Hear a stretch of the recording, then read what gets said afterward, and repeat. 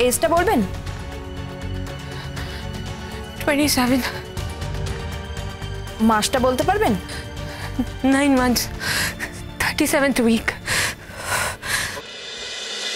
ওকে, ঠিক আছে, আমি ডক্টরের কাছে পেপারগুলো পাঠাচ্ছি। আপনারা 1 মিনিট বসুন, আমি দেখে নিচ্ছি যে গাইনি ডিপার্টমেন্টে কোন ডাক্তার আছেন।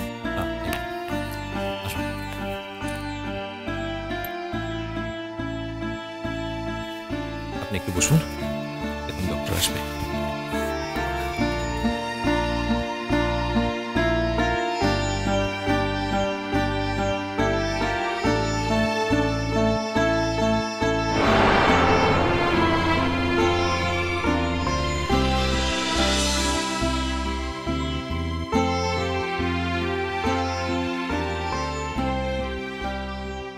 ইমনের প্রোগ্রাম নিশ্চয় এতক্ষণে শুরু হয়ে গেছে, আমি যেতে পারছি না।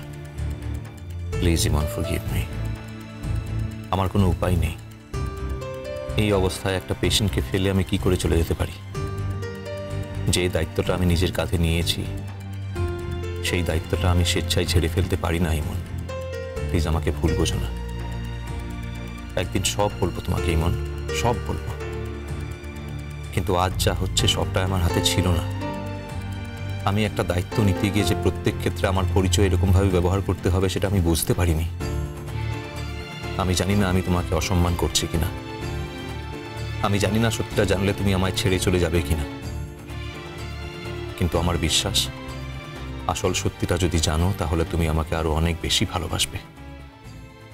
তোমার মতো করে আমাকে কেউ বোঝে না ইমন।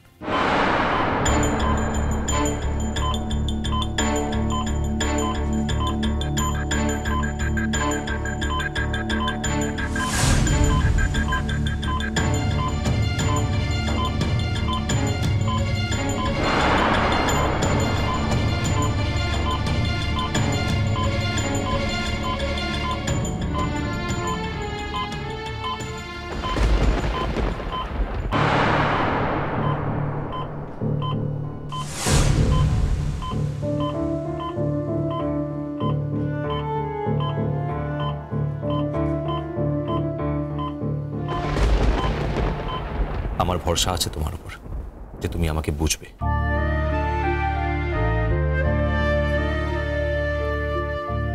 আমি এখান থেকে শ্রুতি ডেলিভারি হয়ে গেলেই যদি এর মধ্যে হয়ে যায়, আমি চেষ্টা করব তোমার কাছে পৌঁছবার। আমি তোমায় কথা দিয়েছিলাম, আমার মনে আছে ইমন। আমি বুঝতে পারছি আমি তোমাকে সব কথা খুলে বলছি না বলে তোমার মনের মধ্যে অনেক রহস্য দানা বেঁধেছে, কিন্তু এখনো বলার সময় আসেনি ইমন।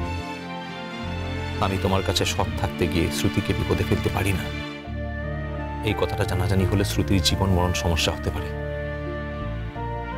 একজন মানুষের মৃত্যুর বিনিময়ে আমি তোমার কাছে ট্রান্সপারেন্ট হতে চাই না। যে কোনো মূল্যে একটা জীবনের দাম সবকিছুর থেকে বেশি।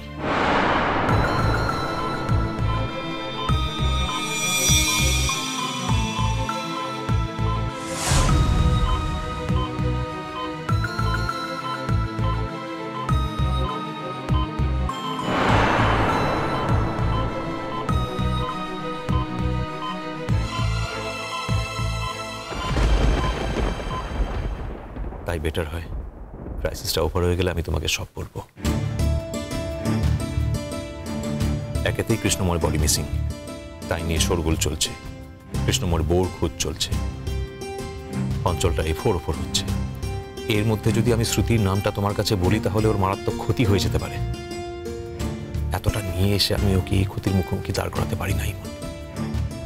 তুমি নিশ্চয়ই বুঝবে, একদিন নিশ্চয়ই তুমি বুঝতে পারবে। তোমার সেদিন আমার উপরে কোনো অভিমান থাকবে না, কিচ্ছু থাকবে না।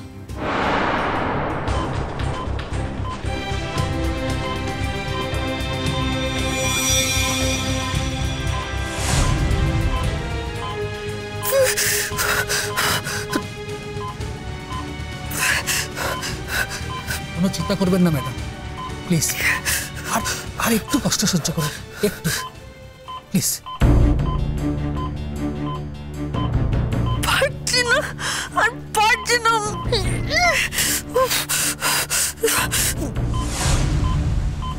ভাবেন না ম্যাডাম, বাইরে আপনার হাজবেন্ড ওয়েট করছে, ওনার মুখটা একটু মনে করুন। আর যে আসছে তার কথা একটু ভাবুন, তার কষ্টটা একটু ভাবুন। সেও তো আপনারই মতো কষ্ট পাচ্ছে, যুদ্ধ করছে, লড়াই করছে। প্লিজ আর একটু ধৈর্য ধরুন, ভেঙে পড়বেন না প্লিজ। মনকে শক্ত করুন আর একটু please, just 2 minutes more, just 2 minutes, 2 minutes একটু।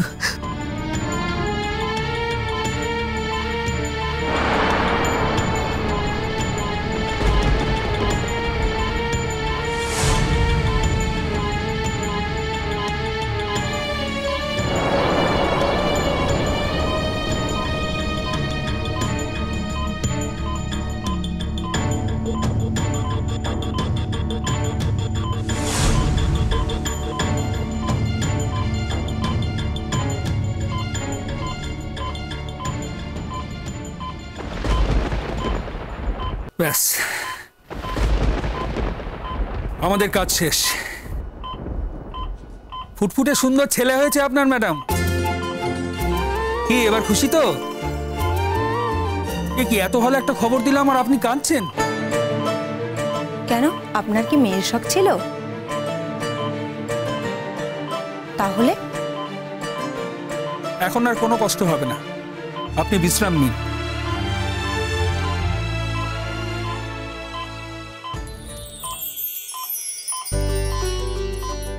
দেখুন, আপনার বাচ্চাকে ভালো করে দেখুন।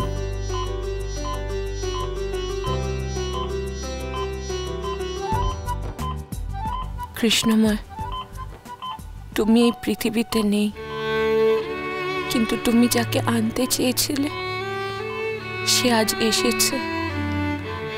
সে আজ এসেছে কৃষ্ণময়। আমি আমার ছেলের নাম রাখবো মিছিল। তুমি চেয়েছিলে মানুষের মিছিলে সবার আগে হেঁটে যাবে, মনুষ্যত্বের জয়ের পতাকা নিয়ে। কৃষ্ণময়, তোমার ছেলের নাম তোমার ইচ্ছা অনুযায়ী রাখলাম, মিছিল।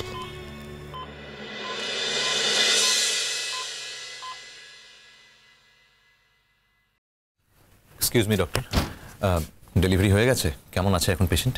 সবাইকে মিষ্টি খাওয়ানোর ব্যবস্থা করুন। ফুটফুটে একটি সুন্দর ছেলের বাবা হয়েছেন আপনি। বাচ্চার ওজনও ঠিক আছে, বাচ্চা এবং মা দুজনেই সুস্থ আছেন, ভালো আছেন এখন। Thank you doctor. আমাদের বকশিশ দেবেন না? আপনি তো ছেলের বাবা হয়েছেন, এত সুন্দর একটা ফুটফুটে বাচ্চা হয়েছে, আমাদের কিন্তু বকশিশ চাইই চাই।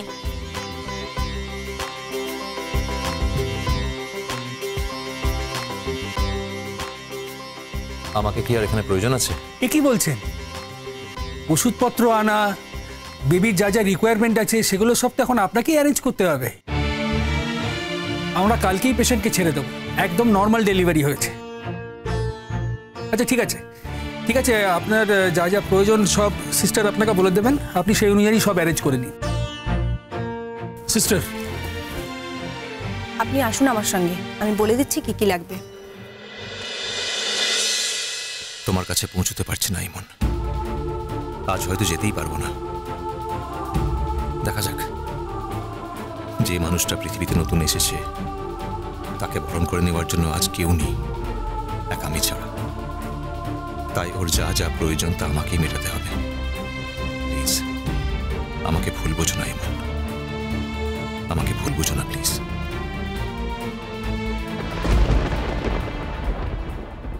দেখছো রওনাটা শেষ পর্যন্ত এলো না।